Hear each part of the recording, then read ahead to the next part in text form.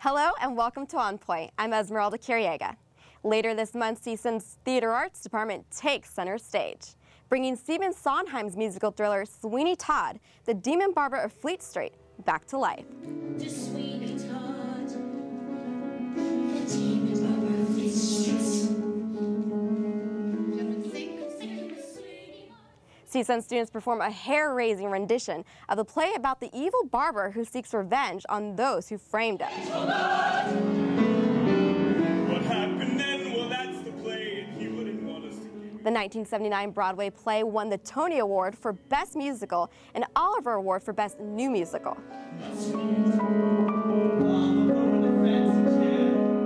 Musical director David Axe helps to build suspense with the ominous music. The bone-chilling sounds will echo late into the evening. The haunting ballad of Sweeney Todd will stay with you long after leaving the theater.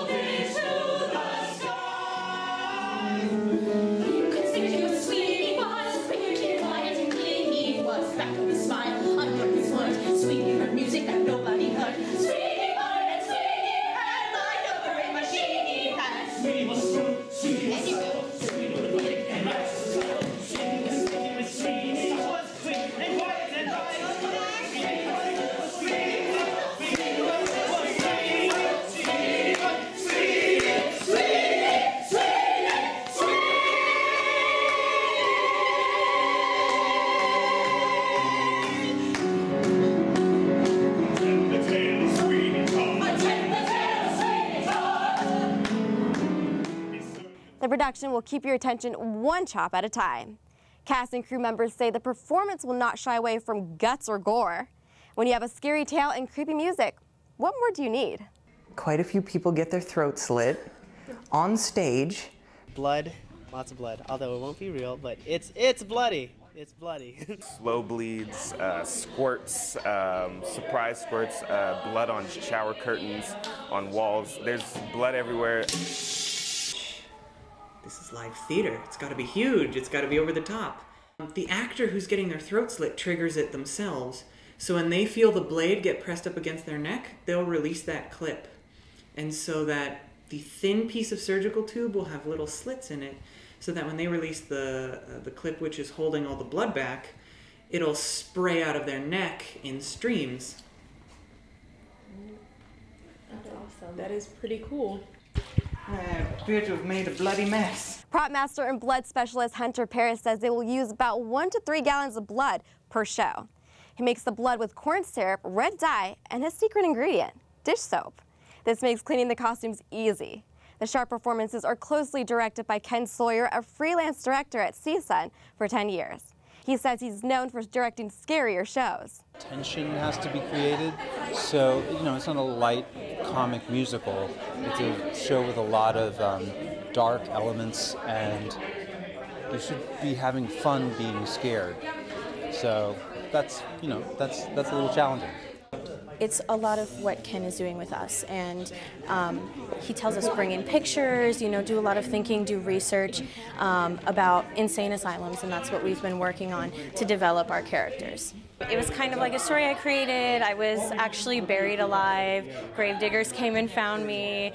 And then just from being in the space, I ended up scratching out my eye, and then I ended up being half blind, and I kind of hallucinate as I'm throughout the entire show. On Point's Natalie Palacios has a scoop on all the behind-the-scenes details. Thank you, Esmeralda. And joining me today, I have actress Carina Sapiro. She plays Mrs. Lovet in the play. Music director and professor here at CSUN, David Axe, and award-winning director, Ken Sawyer. Thank you so much for joining me today. Pleasure. Absolutely. My first question goes for you, Director Sawyer. Ken. Thank you. How did the idea of doing Sweeney Todd come about?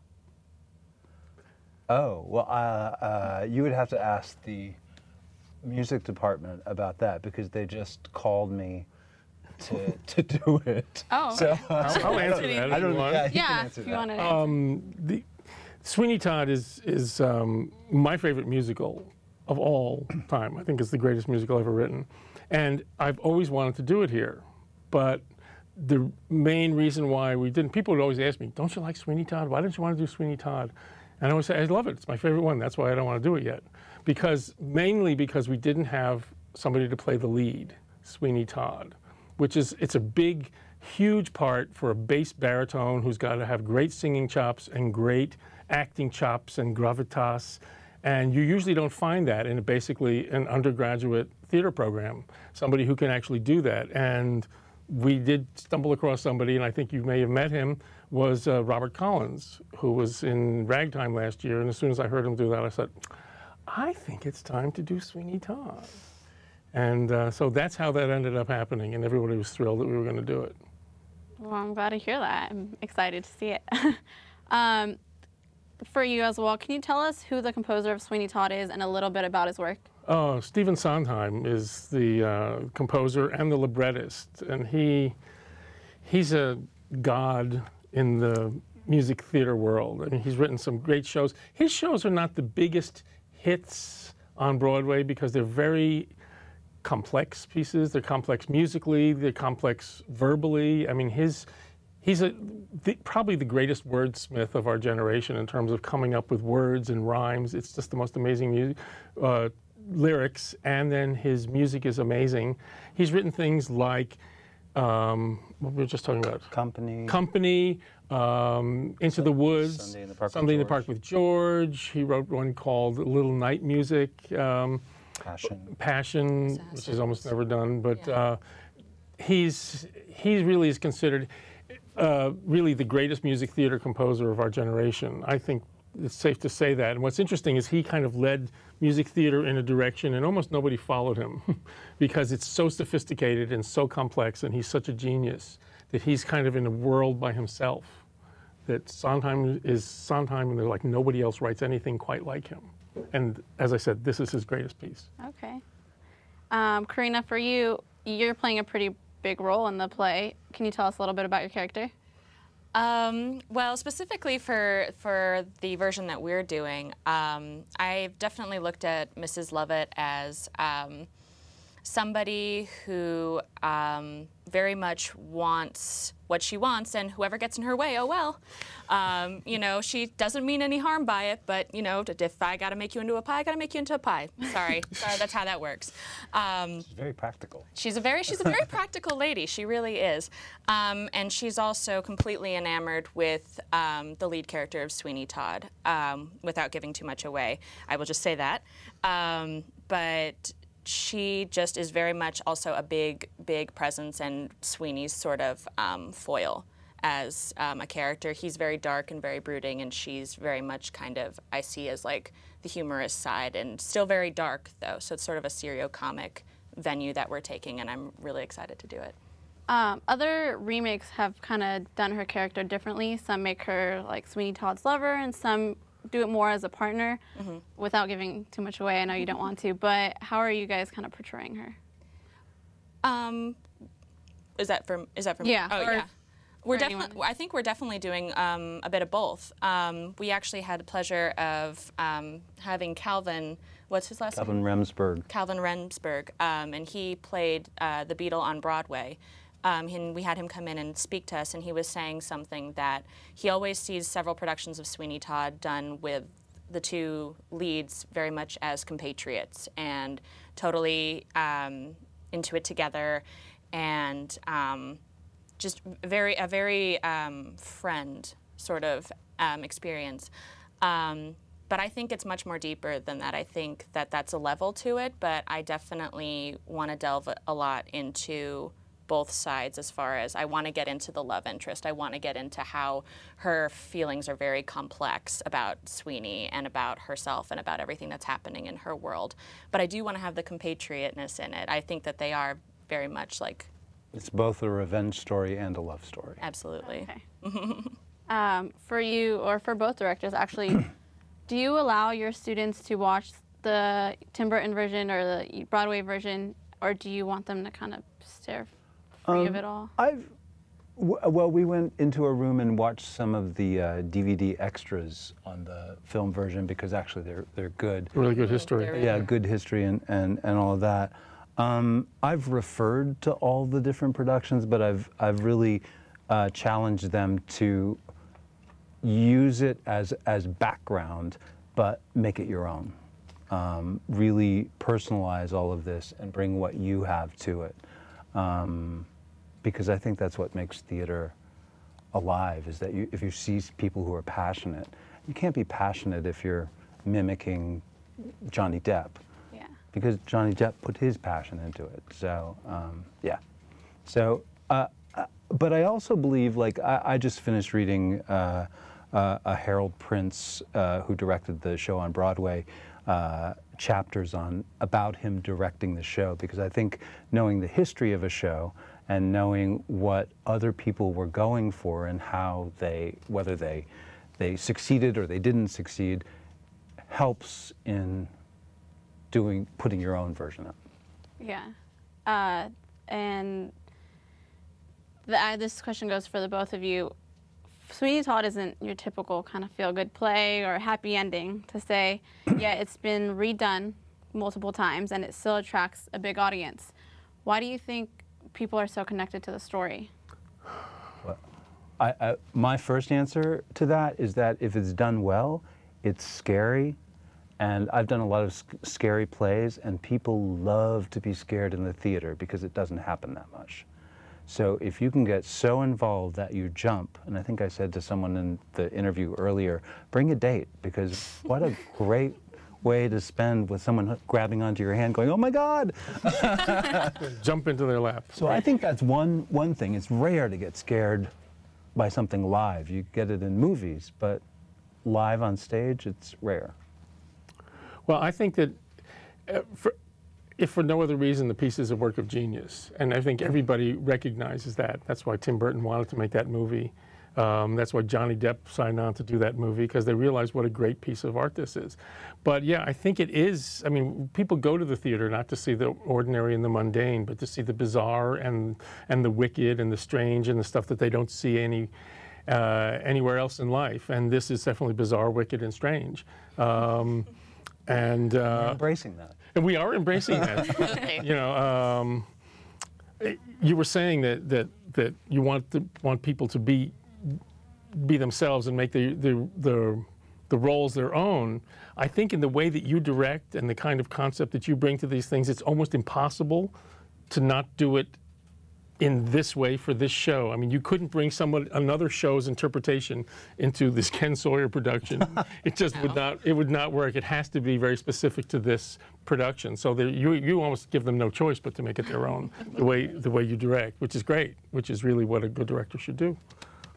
And you seem like you really love the play already. What do you do to prepare yourself for such a big role? Well, yes, I do. This role has been a huge part as far as through my developmental years, I really clung to this show. I grew up with it, like listening to the music and things like that. And preparing for it, I've done a lot of research about the time period. I've done a lot of research about Stephen Sondheim, about how he came about with doing the show. And I've also just kind of done a lot of soul searching in myself and trying to find out what parts of myself I could transcend into that character and which parts I should, which parts are a little bit not as forward and which ones are a little bit more. So in that sense, I do a lot of preparing, looking at outside sources, pardon me, and also for myself. Okay. Director, or Ken, sorry. When it comes to picking a play, what factors go into it?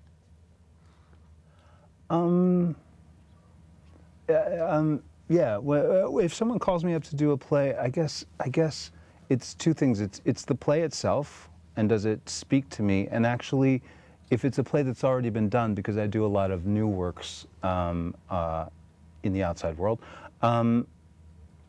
is it something that I can? Is it a show that I can bring something new to that hasn't either been done before or explored before? And then where it's being done. I love working at CSUN because I get to work with people like Professor Axe and students who really dive in. And the show is, as you can see by the set, it takes place in an insane asylum, So I'm able to take these 20 people and go, okay, we're doing the show as though inmates are performing the show. You all have to create your own inmates, your own characters, and then on top of that, perform the show. And and they go, okay.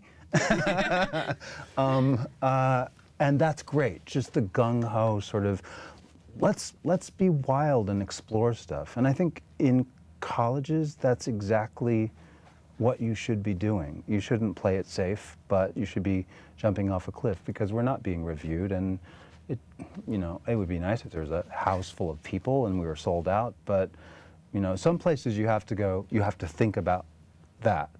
But here, what I like is that you can take real risks and chances and explore with people who are ready to jump in and explore. And it is very much primarily about the students. Yeah, and their experience and their learning and their development.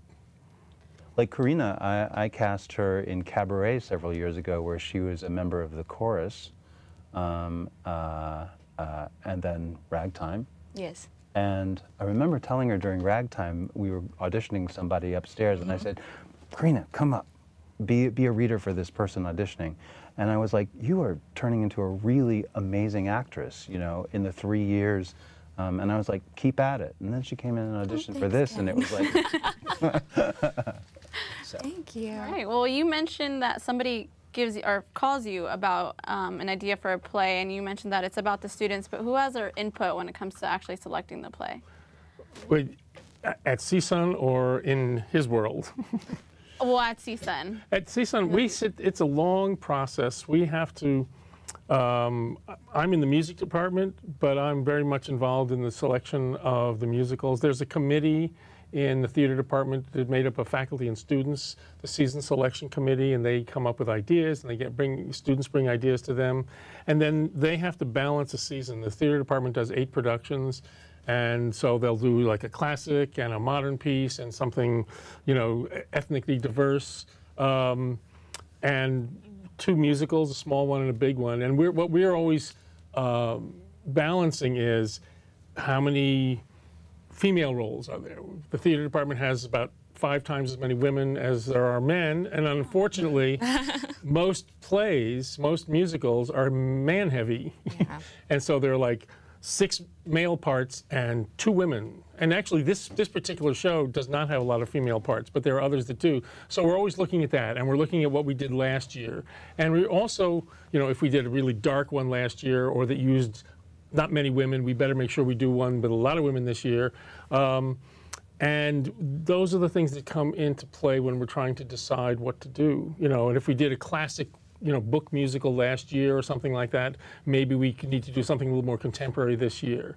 And also, I won't pick a piece that I don't know I have at least one person who is capable of doing the role. I mean, I kind of poke around and I find out, I ask around. Not that I precast the show at all, but I wouldn't pick a show that I didn't know that I had like at least one lead walking around the building somewhere, because I'd be a fool if I just said, well, let's do Sweeney Todd, and then suppose no Sweeney Todd shows up.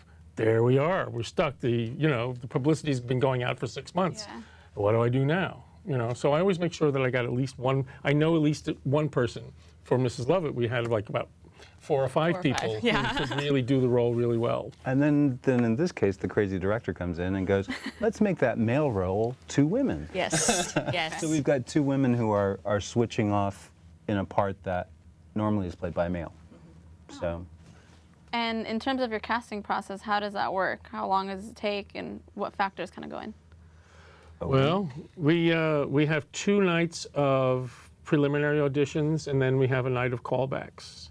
And then we sit down and try to hash it out, and then plus hash it out with the other 2 directors who are casting their shows for the semester. So sometimes there's a little horse trading that goes on in that room. I'll trade you a Carina for a player to be named later and a Toby. And so sometimes that comes into play because we all audition 3 shows at once. One of which is a musical. And the cool part about being a guest director and coming in and then having Professor Axe there is Professor Axe knows most of the students and spends day-to-day life with them. And I'm coming in fresh. So I I've got a fresh eye and he's got an educated eye. And I think that combination together is good in casting. Plus the fact that Ken now has, this is his 3rd year in a row doing, yes, no? I skipped 1 year. You skipped 1 year, but he did Cabaret, and then last year he did Ragtime. So he knows a lot of the people already. So there is a certain knowledge and knows how they work, you know, what their work ethic is, which is really important. I mean, we've had people, you know, we've all seen people who were talented but had a really crummy attitude. And that can be kind of poisonous for a show. So, you know, it helps to sort of know what they're made of. And in fact, the theater department, I don't know if the students know this, the theater department sends out a list of possible people who are called back, and they get the whole faculty to make comments about them. Did you know that? I did not know. You didn't know that. Great. I rarely read those. Fantastic.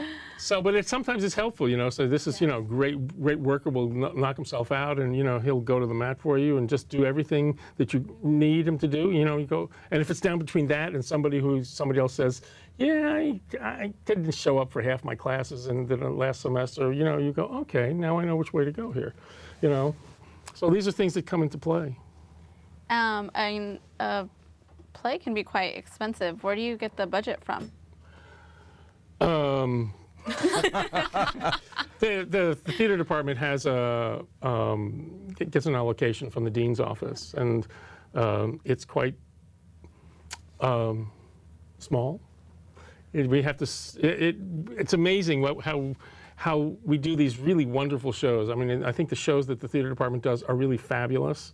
And we do it sometimes just on spit and baling wire. I don't know how we pull these things off sometimes. And that's part of the fun of it, is that, you know, like it's taking place in an insane asylum. So therefore, instead of having to build a chair that has a ramp that slides down and all that, the chair is going to be a wheelchair because that's what you'd find in an insane asylum at that time. So sometimes you have to be really creative in your concept to go. Last year when we did Ragtime, you know, ships were coming in, but they were all pushed on push carts because we set it in a fireworks factory. So, yeah, you can be really creative with your small budget, and sometimes that leads to more interesting work. Great solutions, yeah. I mean, and then the music department does kick in something for paying the musicians who are playing in the pit, and also basically the music department provides me to the theater department. So I'm still a full-time professor. Okay. So this is part of my load to come over to the theater department and do this. Okay. Can you tell me a little bit about the music process? Is there going to be an orchestra, full orchestra, or piano? There's going to be an orchestra of 9 players. We're doing a somewhat reduced orchestration that is available from the publisher. You can get either the full orchestration or they have a more reduced one, which is, I'm always interested in the reduced one. It provides a little bit less sonic heft out of the pit, but it is a little more economically viable. So we have a 9-piece orchestra, and they're all students. Okay. Carina, would you be willing to sing a snippet of the play? Sure, sure. I would actually like to sing for you just the very beginning part of my first song in the show, which is The Worst Pies in London, which she's singing about. Basically, she's working in her pie shop, which is in Destitute, and it's nasty, it's gross, and lots of bugs. Yeah, lots of bugs, lots of bugs and horrible, awful things. And Sweeney walks in on her, and she's so excited to have a customer that she grabs him and just tries to get him to have one of her pies. And it goes a little something like this. Wait, what you rush, what you hurry? You gave me such a fright, I thought you was a ghost. Half a minute, can't you sit? Sit you down, sit! All I meant is that I haven't seen a customer for weeks. Did you come in for a pie, sir? Do forgive me if me head's a little vague. Ugh, what was that? But you think we had the plague? From the way the people keep avoiding, no you don't! Heaven knows I try, sir. Ugh. But there's no one comes in even to inhale. Right you are, sir, would you like a drop of ale? Mind you, I can hardly blame them. These are probably the worst pies in London. And that's thank you. Thanks, guys. Very good. Thank you. So how much time do you have before the next play? Oh, before the next play. You mean the next rehearsal, or? No, the next. You know, how much time do you generally get between one play to another? Well, for me personally, I've kind of only really done one show per semester. That's kind of all that can really be allowed for the time being, just because it's so hectic and there's so many shows that cross over tech weeks and dress rehearsals. It's really kind of impossible. Okay. But yeah, I usually just wait till the next semester. So generally it's one group per show. Right. I think the shows are like a week or two apart within the department. Like one show closes and then a week or two later the next show opens, and the next show closes a week or two, the next one opens. Okay.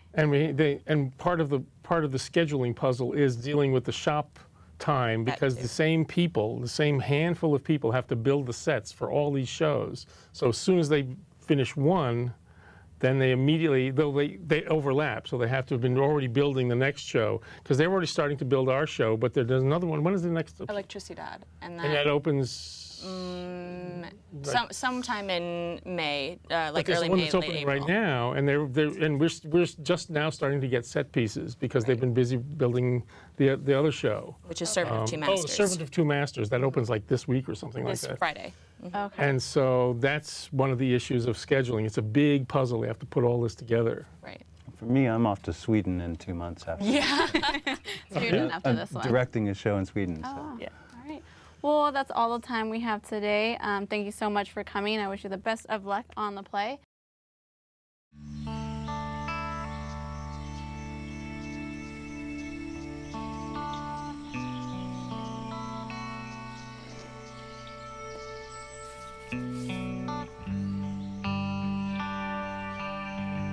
This is the moment I knew. His future had no boundaries. There are some moments only the forest can inspire. Find yours at discovertheforest.org. There's no place like home. Getting home safely is just a click away, and choosing the right seat for your little one's age and size will take you down the road to safer travels. How can I ever thank you enough? Visit safercar.gov/the-right-seat. When you throw away money on wasted electricity, you're throwing away everything you could have bought with it. Saving energy saves you money. You can get a taste of Mrs. Lovet's meat pies March 28th through the 30th and April 2nd through the 6th. General admission tickets for a seat in the barber chair are $20 and $15 for students. We would like to thank you for tuning in to On Point. Follow us on Facebook and Twitter by searching CSUN On Point to see more discussions. You can also catch us on CSUNTVnews.com or watch us here every Sunday at 11:30 in the morning.